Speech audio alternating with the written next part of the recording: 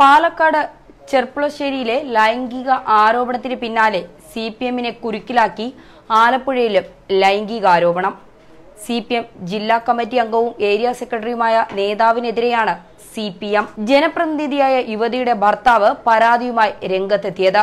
ഭാര്യയുമായി സിപിഎം നേതാവിന് അവിഹിത ബന്ധമുണ്ടെന്ന് ആരോപിച്ച് യുവതിയുടെ ഭർത്താവ് സിപിഎം സംസ്ഥാന നേതൃത്വത്തിനും ജില്ലാ നേതൃത്വത്തിനും പരാതി നൽകിയിരുന്നു.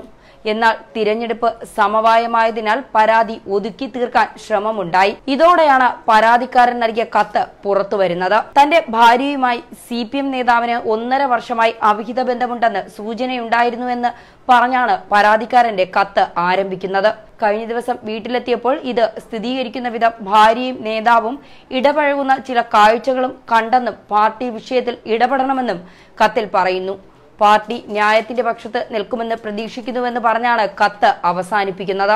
മാർച്ച് 17-നാണ് ജനപ്രതിനിധിയായ യുവതിയുടെ ഭർത്താവ് പാർട്ടി നേതൃത്വത്തിന് പരാതി നൽകിയത്. എന്നാൽ പരാതി കിട്ടിയെന്ന് സ്ഥിരീകരിച്ച ജില്ലാ നേതാക്കൾ ആരോപണം അടിസ്ഥാനരഹിതമാണെന്നാണ് പ്രതികരിച്ചത്. കുടുംബ വഴക്കിൽ ഇടപെട്ടതിന്റെ പ്രതികാരമാണ് പരാതിക്ക് കാരണമെന്നായിരുന്നു ആരോപണ വിധേയനായ നേതാവിന്റെ പ്രതികരണം. എന്തായാലും തിരഞ്ഞെടുപ്പ് പടിവാതിൽക്കൽ എത്തി നിൽക്കുന്നു. കോൺഗ്രസിനെ ബിജെപിയേക്കാൾ മുന്നിൽ സ്ഥാനാർത്ഥി പട്ടിക മുന്നിലെത്തിച്ച് സിപിഎം അതിവേഗം സഞ്ചരിക്കുന്നു.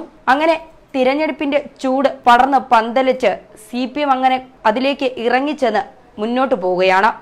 ആ സമയത്താണ് പാർട്ടിക്കകത്തുള്ളവർ ഇങ്ങനെ ലൈംഗിക ആരോപണങ്ങളിൽ ഇടപെടുന്നത്. അത് പാർട്ടിയെ വളരെയധികം ക്ഷീണിതപ്പെടുത്തുന്നുണ്ട്. എന്തായാലും ഈ പരാതി ഒതുക്കി തീർക്കാൻ ശ്രമിക്കുമോ അതോ ന്യായമായി പരാതിയിൽ ഇടപെട്ട് നടപടി ഉണ്ടാകുമോ എന്നുള്ളത് കാത്തിരുന്ന് തന്നെ കാണേണ്ടതാണ്. കാരണം പാർട്ടി സിപിഎം ആണ്, ഒന്നും പറയാൻ പറ്റില്ല. ന്യൂസ് ഡെസ്ക് മലയാളി വാർത്ത.